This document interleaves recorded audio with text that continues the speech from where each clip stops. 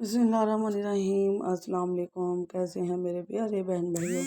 उम्मीद करती हूँ खैरियत से होंगे। अल्लाह पाक से दुआ जहाँ रहें, खुश रहें, आबाद रहें, हंसते मुस्कुराते रहें। आमीन तुम आमीन। तो आज हम बनाएंगे जी शेक बना रहे हैं हम जापानी फल का। और जापानी फल बहुत सारे फ़वाइद के साथ बनाया गया। अल्लाह पाक ने बहुत सारे फ़वाइद के साथ इसको बनाया। सबसे पहले तो ये शुगर के मरीज़ों के लिए इंतहाई बेस्ट है। बहुत ज़्यादा ताकतवर ये चीज़ है।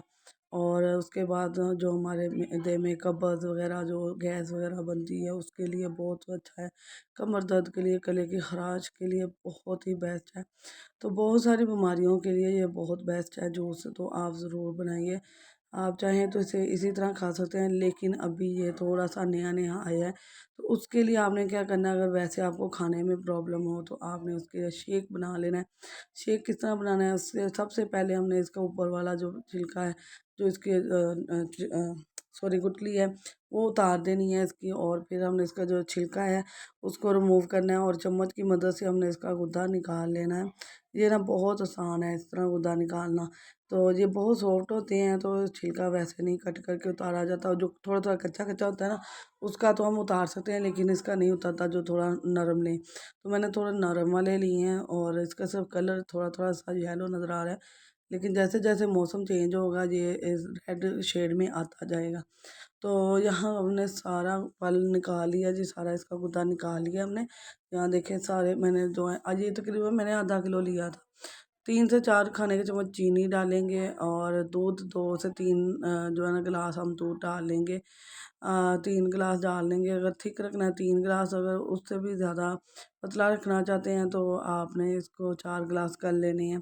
तो जहाँ ब्लेंडर में हम डाल लेंगे, जूसर जग में डाल लिया जी, चीनी अपने टेस्ट के हिसाब से डालिएगा। मैंने 4 चम्मच डाली हैं और दूध डाला है। उसमें दूध आप बाकी का भी डाल के, तो मैं इसको यहाँ ढक्कन हमारा गिर गया, तो इसे ब्लेंड कर लेंगे 1-2 मिनट के लिए। ये बहुत जल्दी ब्लेंड हो जाता है। तो जी अल्हम्दुलिल्लाह जी, यहाँ हमारा ना शेक तैयार हो चुका है। तो आपने क्या कोशिश करनी है, जब इसे बनाना है तो फ़ौरन पी लेना है, नहीं तो ये ना थोड़ा थिक हो जाता है। ये बहुत ज़्यादा थिक हो जाता है, ऐसे हो जाता है जैसे हमने खीर बनाई है।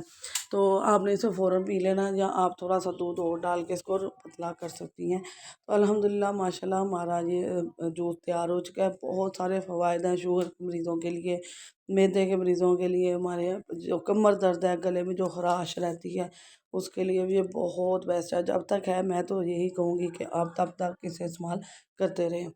तो बहुत कैसी लगी वीडियो, वीडियो अच्छी लगी तो अपने दोस्त अजीज़ रिश्तेदारों के साथ लाजमी शेयर करें। नए जो आए हैं उनका बहुत शुक्रिया, और जो पुराने मुझे सपोर्ट करे हैं उनका भी थैंक यू सो मच। नई वीडियो के साथ फिर आपकी बहन हाज़िर होगी नए अंदाज के साथ। आपने लाइक शेयर सब्सक्राइब करना है, बेल के बटन को ऑल पर सेट करना है। इससे आने वाली वीडियो का नोटिफिकेशन सबसे पहले आपको मिलेगा। दिल्ली फूड को सपोर्ट करें।